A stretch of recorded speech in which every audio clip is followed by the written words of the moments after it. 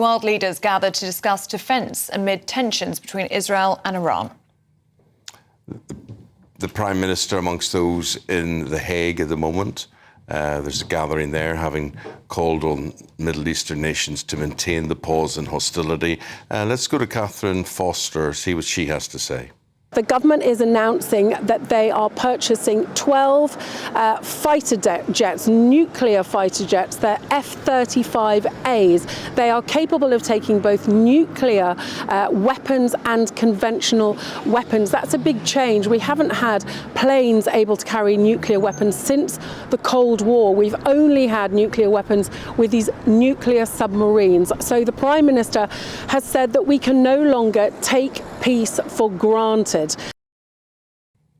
And as the nation's security review warns the UK must prepare for a wartime scenario, the PM is also facing a confidence vote from Labour rebels. Well, joining us in the studio, let's talk about this with Deputy Editor of Spiked, Fraser Myers. Fraser, good morning to you. Good morning. So we're going to be invaded. We should always be prepared for that.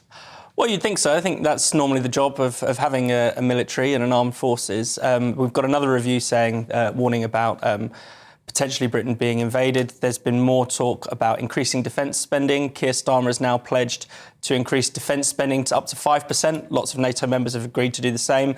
This is by 2035, it should be said, so I would be very surprised if Keir Starmer is still the Prime Minister by the time this comes around.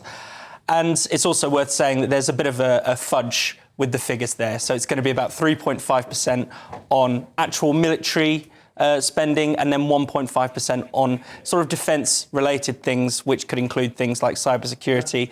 Keir Starmer wants to use the money on securing Britain's south coast against the gangs.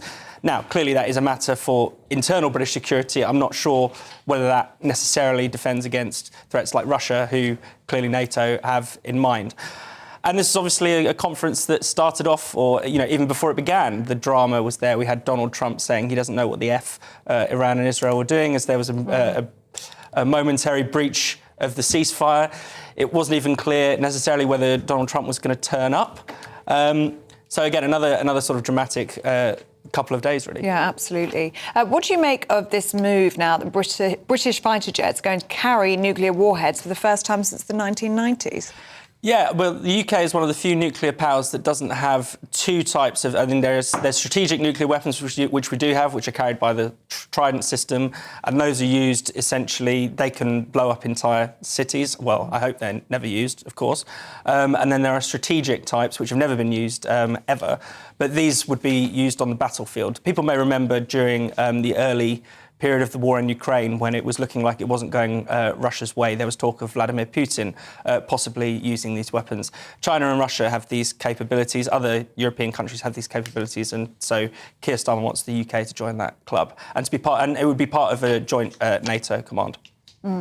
OK, Fraser Myers, thank you very much indeed. Well, a leaked US intelligence assessment says that Iran's nuclear programme has only been set back by a few months. Well, this is very interesting if this is true. It refutes President Trump's claims that the strikes in Iran obliterated the nuclear facilities, and it comes a day after an initially shaky ceasefire between Iran and Israel began. And Greg Swenson, who's chairman of Republican Overseas. So Trump wasn't happy about this. Hand me the Daily Star there, will you? Thank you. And there's the headline, and this is what everybody gets so annoyed about. So Donald Trump says, there it is, I'll let you read the headlines, I'll not bother with it. But you know what? That just doesn't annoy me. It doesn't annoy me in the slightest. That's reality. Yeah, look, I mean, maybe a generation ago, the F-bomb would have been offensive to many, and maybe it still is offensive to many. I wouldn't do it, but yeah, the president wouldn't do it, speaks in a different way, and it's more candid, it's more direct. He's the most transparent president probably in history. And he's also angry. He's obviously angry at this situation. And I sort of agree with him. When I heard this story yesterday, I thought, well, right, they fired a missile. We don't know where it's come from. It's ballistic. We don't know where it was going to. It was taken out, whatever. It may have been an accident, which is what Trump is saying we should have at least, but then Israel did launch a counterattack as a result. A lot of missiles flying back and forth. I guess we'd rather have F-bombs than real bombs. Yeah. I think that's, what the president was trying to message here. And I get the frustration. And look, Saturday night or Sunday morning was massive. It was a great victory for peace. It's shortened the war. It's reduced risk completely. And so, great moments, but it's not going to be perfect. It's not going to be perfectly linear in terms of... Greg, does this mean another strike or more strikes, or will they let this go and give Iran time to regroup, rebuild? No, look, they have been set back. I mean, there's arguments over how much damage was done. I think that's a lot of political views that are being expressed as empirical science, and I kind of really doubt a lot of the doubters in this case. So, and it's pretty obvious that it's coming down on partisan and political lines.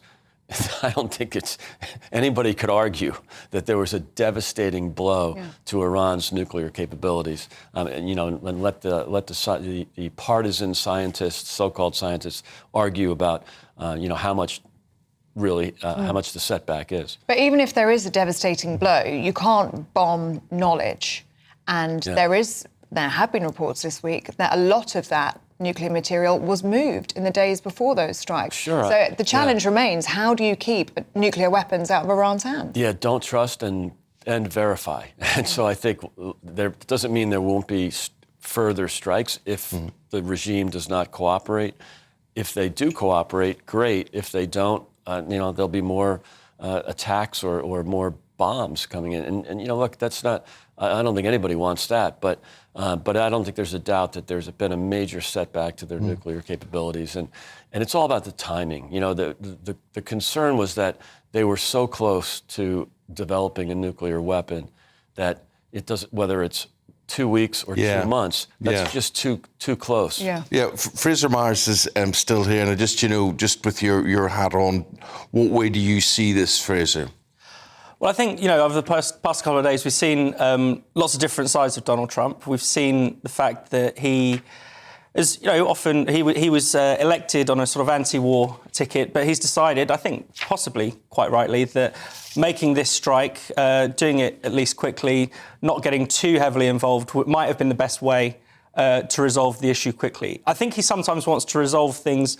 He wants things to be so neat and wrapped up. He wants to see the deal as done at the end, that maybe he's quite keen to say this is over before we necessarily know all the facts. It may well be the case that the capabilities are still there, that the capabilities have only been set back by a bit, but Trump would be keen to say it's mission accomplished because that's in his nature. Do you think this ceasefire will hold? Well, I hope so, but the difficulty is we're talking about two different parties that have been at war in one way or another for 50 years. So this was never going to be an issue that was going to be fully resolved in 12 days, but, perhaps... But yet, Greg, the American president, he talks to Israel and Iran, and even that outburst yesterday was similar to an angry parent. That's what I thought. Knocking their heads together. Yeah, knocking their heads together. Use that analogy. Yeah. Do you think that is the way to do this?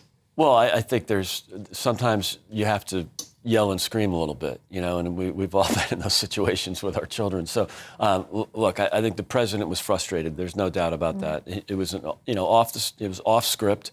It was on his way to Marine One. A reporter asked a question. He voiced his opinion. And I was struck by how angry he was at Israel. And we know how supportive he is of Israel, and they are the biggest ally. Right, and I don't think, in the long term, strategically, I don't think that changes at all. I think this was just a moment of frustration. And, there was some technical aspects of the ceasefire where Iran had to stop first. This is, again, like disciplining children. And yes, in theory, Israel had 12 hours before they had to cease firing, but they could have just stopped, and I think he voiced his frustration with that. Technically, they didn't violate the ceasefire, but really, let's put our arms down here and get serious. Talking about firing, Fraser, today the Prime Minister is going to make an announcement about purchasing new jets for the RAF. and they would have a nuclear capability on them. The thing that gets me about this is it doesn't really matter what their capability is, because I don't think the British government would be able to fire nuclear weapons from those jets without the consent of the Americans.